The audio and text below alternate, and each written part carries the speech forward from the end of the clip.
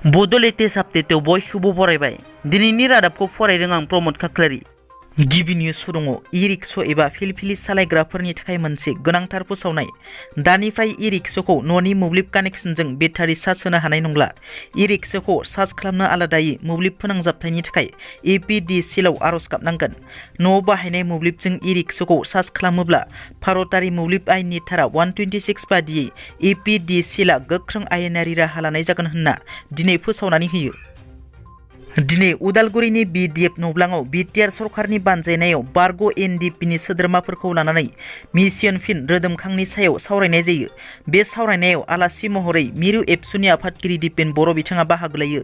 दिपेन बर' बिथाङा आलासि महरै बाहागो लानानै आद्रा थाबावनाय बारग' NDPनि सोद्रोमाफोरनो थाबैनो अनसुंथाइखौ गथायनो BTR सरकारजों लोगोसे हांख्रायजानाय जर'खा आलासि महरै बाहागो लाफैनाय आसामनि ADGP डक्टर हिरेन चन्द्र नाथखौ खावलायो। बर' हारिनि थाखाय मोनसे गोग्गाथाव आरो गोजोनथाव रादाब। साहित्य एकाडेमि लाइमोन बान्थानि थाखाय बर' फिसाया सायख'जादों। बर' हारिनिफ्राय 2021 मायथाइनि साहित्य एकाडेमि लाइमोन बान्थानि फारिलाइयाव गांफु जानाय मासे दाउ सुंद' सल' बिजाबनि थाखाय बर' फिसा अलंबार मोसाहारिया सायख'जादों। बावैसो सान सिगां उदालगुरियाव हाग्रानि मैदेरा नखरसेनिनो 3 सुबुंखौ गाथारलांनायनि उनाव फिन आरोबाव माजबाद निजोरा जियागुरि आरो सेरसागुरि गामियाव मैदेरा नखर 4नि न' बां सिफायना सिलिंखार खालामलाङो। मिथिनो मोननाय बादिब्ला थांनाय हरनि 10:30 समाव निजोरा जियागुरि आरो सेरसागुरि गामियाव हाग्रानि मैदेरा नखर 4नि न' बां सिलिंखार खालामलाङो। सिफायजानाय नखरनि बिगोमानि मुं ललित बसुमतारी आरो अमान सरगियारि। जियागुरियाव नखरनै आरो सेरसागुरियाव नखरनै सिफायलाङो। BTR फिन सोमावसारनायनि हुमखि होदों बर' सुरक्षा समितिया। BTR गोरोबथा बादियै गामि दानख'नायखौ लानानै फारिलाइ फोसावनायाव माखासे गामिफोरखौ लानानै गोजोननाय फोरमायाखै बर' सुरक्षा समितिया।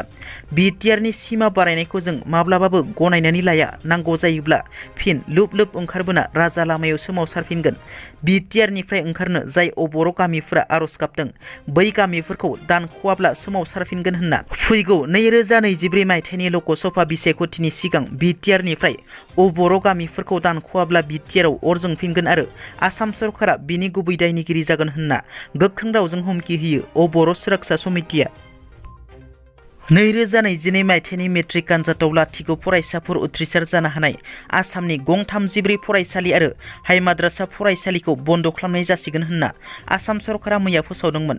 बे गं 34नि मादाव क'क्राझार जिल्लानि गसाइगाव सहराव थानाय 1979 मायथाइयाव गायसनजानाय शास्त्री बिद्यापीठ गोजौ फरायसालियाबो मुं फारिलाइयाव गोग्लैनायखौ नुनो मोन्दों। मख'नो गोनांदि बे फरायसालिनिफ्राय 2021 मायथाइयाव 12 फरायसाफोरा मेट्रिक आनजाद होदोंमोन, नाथाय सासेबो उथ्रिसार जानो हायाखै।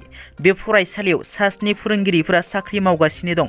सरकारनि लानाय थांखिखौ बियाबनि MLA जिरन बसुमतारी, EM उकिल मोसाहारि आरो EM विल्सन हासदाया दिनै फरायसालियाव थांनानै फरायसालिनि थासारिखौ सोलाद लाहैदों।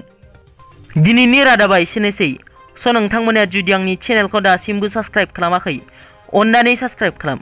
गोजोन्थों।